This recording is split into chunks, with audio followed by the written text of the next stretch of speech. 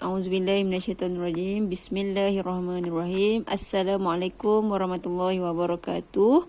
Semua murid-murid tahun 1. Jadi hari ini kita akan sambung pembelajaran kita dalam kelas Kafa untuk subjek Jawi. Sebelum tu kita mulakan dengan baca doa. Bismillahirrahmanirrahim. Rabbi zidna ilman warzuqna fahman. Ya Allah, tambahkanlah ilmu kami. Ya Allah, tambahkanlah kefahaman kami. Amin.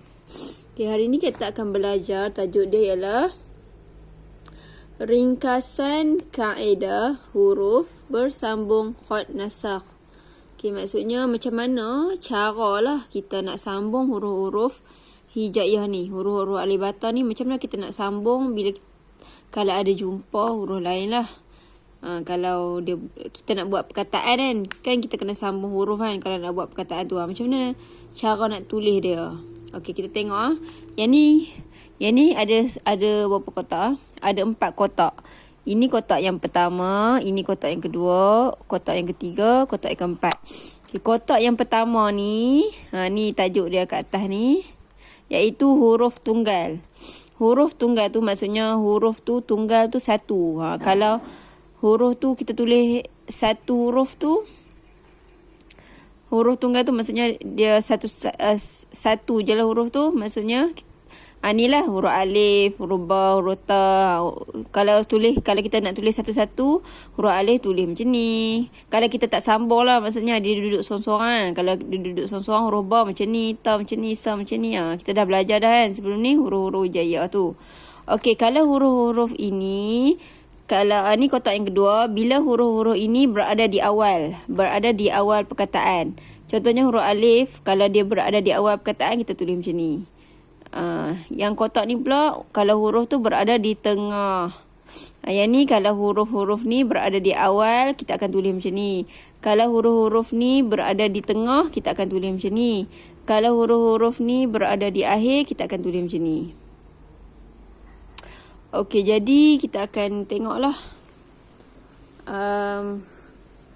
huruf yang pertama kan. Huruf tunggal, huruf hijaiyah ni lah kan. Huruf yang pertama iaitu huruf alif. Huruf alif, kalau huruf alif ni berada di awal perkataan, contohnya kita nak buat perkataan tu kan, dia duduk di awal kan. Duduk di tempat yang pertama sekali. Kalau huruf alif duduk di awal perkataan tu, kita tulis alif dia macam ni lah. Okay, kalau huruf alif ni berada di tengah perkataan, kita akan tulis macam ni. Ni ada huruf lain, lepas tu kita akan sambung dengan huruf alif macam ni. Sama lah yang ni pun. Maksudnya ni ada huruf lain, lepas tu sambung dengan huruf alif. Jadi macam ni. Macam ni cara tulis dia. Okay, kalau huruf alif ni berada di akhir perkataan, dia sama juga macam di tengah. Maksudnya ni ada huruf lain, kita sambung dengan huruf alif. Ni ada huruf lain, kita sambung dengan huruf alif. Tulis dia macam ni. Okey, huruf ba, huruf ta, huruf sa. Huruf ba, ta, sa sama aja. Dia letaklah ba, ta, sa ni kalau dia di awal, di tengah, di akhir, dia sama aja cara tulis dia. Cuma titik je lah lain kan. Kalau huruf ba ataupun huruf ta ataupun huruf sa berada di awal perkataan, kita tulis macam ni. Dari atas ni ke sini. Huruf ba ni kan, ni ke sini. Lepas tu sambunglah dengan huruf apa yang lain tu. Ataupun huruf ta, kita letak titik 2 di atas, lepas tu kita sambung dengan huruf lain. Ataupun huruf sa, kita letak titik 3 di atas, lepas tu kita sambung dengan huruf lain. Ni kalau huruf ba, ta, sa, kalau berada di awal, kita tulis macam ni lah. Kalau huruf ba, ta, sa berada di tengah, kita akan tulis macam ni. Ni ada huruf lain, kita sambung dengan huruf ba. Ataupun ni ada huruf lain, kita sambung dengan huruf ta, tak titik 2 di atas. Ataupun huruf lain, sambung dengan huruf sa. Ni huruf lain, sambung dia dengan huruf sa, titik 3 di atas. Okey, kalau huruf kalau huruf ba, ta, sa berada di akhir ayat, kita letak ni ada huruf lain, kita sambungkan dengan huruf ba. Ataupun ni ada huruf lain, sambungkan dengan huruf ta, tak titik 2 di atas. Ataupun ada huruf lain sama dengan huruf sa, tak titik 3 di atas. Okey, ini untuk inilah. Okey, seterusnya huruf jim, ha dan kha. Okey, huruf jim, ha dan kha kalau berada jim, ha, kha kalau berada di awal perkataan, kita akan tulis macam ni lah. Sini ke sini, lepas tu sambung dengan huruf lain. Ataupun kalau huruf jim, ha, kha berada di tengah-tengah, kita akan ni ada huruf lain sambung dengan huruf ha atau jim atau kha. Macam ni cara tulis dia. Sini, betul sini, sini. Letaklah titik. Huruf jim tak di bawah, kha tak di atas, ha tak ada titik. Kalau huruf jim, ha dan kha kita nak berada di akhir perkataan, kita akan ni ada huruf lain, kita sambungkan dengan huruf ha. Ataupun ni huruf lain kita sambungkan dengan huruf kha titik satu di atas. Ataupun huruf lain sambung dengan huruf jim titik satu di tengah. Itu untuk huruf jim, ha, kha. Kita tengok huruf dal dan zal. Kalau huruf dal dan zal berada di awal perkataan, iaitu huruf dal, letaklah dal kat sini. Ataupun zal, macam dal juga kan, zal titik satu di atas. Dia duduk sorang-sorang lah. Huruf dal dan zal kalau berada di awal. Kalau berada di tengah, kalau huruf dal dan zal berada di tengah, kita buat ni ada huruf lain, kita sambungkan dengan huruf dal. Ataupun ni ada huruf lain, sambungkan dengan huruf zal. Ada titik satu di atas lah huruf zal kan. Huruf dal dan zal kalau berada di akhir perkataan, dia sama macam di tengah jugalah. Huruf lain sambung dengan huruf dal ataupun huruf lain sambung dengan huruf zal. Titik satu di atas. Itu untuk huruf dal dan zal. Kita tengok huruf ra dan zai. Huruf ra dan zai. Huruf ra dan zai kalau berada di awal perkataan, kita akan tulis macam biasalah. Huruf ra, huruf zai. Titik satu kan. Kalau berada di awal, kita tulis satu-satu macam ni lah.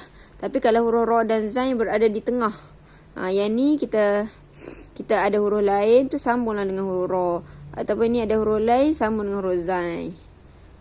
Kalau huruf ra dan zai berada di akhir perkataan, kita ambil huruf lain sambungkan dengan huruf ra. Ataupun huruf lain sambung dengan huruf zai. Macam tu cara tulis dia lah. Huruf sin dan shin pula. Kalau huruf sin dan shin, sin dan shin kalau berada di awal perkataan, kita akan tulis macam ni. Ni huruf sin. Sin, lepas tu kita sambungkan dengan huruf lain lah. Ataupun huruf shin, sambungkan dengan huruf lain. Shin titik 3 di atas lah kan. Kalau huruf sin dan shin berada di tengah perkataan, kita akan tulis macam ni. Ni ada huruf lain, lepas tu sambungkan dengan huruf sin. Ada 3 gigi. Ni 1, 2, 3 gigi lah. Ni huruf lain, sambungkan dengan huruf sin. 1, 2, 3 gigi. Lepas tu sambung pula dengan huruf lain. Ni huruf sin. Ataupun shin lah. Shin macam ni juga tapi tak titik 3 di atas. Kalau huruf sin dan shin berada di akhir perkataan, kita akan tulis macam ni. Ni ada huruf lain, lepas tu sambungkan dengan huruf sin. Ataupun ni ada huruf lain, sambungkan dengan huruf shin. Ada 3 titik di atas lah kalau huruf shin. Seterusnya huruf sad dan zat. Huruf sad dan zat kalau berada di awal perkataan, huruf sad kita akan tulis macam ni lah. Sini, lepas tu sambungkan dengan huruf lain. Ataupun huruf zat sama juga. Sini, sambung dengan huruf lain. Zat titik satu di atas lah kan. Huruf sad dan zat kalau berada di tengah perkataan, kita akan tulis macam ni.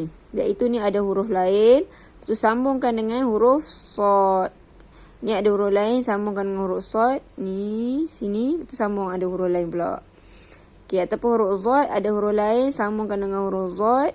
Sambung dengan huruf lain pula. Kalau zat titik satu di atas lah kan. Kalau huruf sad berada di akhir perkataan, kita buat macam ni, tulis dia. Ni ada huruf lain, lepas tu sambungkan dengan huruf sad. Ni huruf lain, sambungkan dengan huruf sad. Ataupun ni ada huruf lain, sambungkan dengan huruf zat titik satu di atas. Jadi untuk hari ni kita belajar dari alif sampai zat lah. Untuk cara nak sambung huruf-huruf ni apabila bertemu dengan huruf lain lah. Bila kita nak buat satu-satu perkataan tu. Contohnya kita nak eja buku. Macam mana nak sambung bawabu kaf wawku. Dia adalah cara dia kan. Ni kita tengah belajar lah. Kalau huruf-huruf ni, kalau sambung, kalau berada di awal, kita tulis.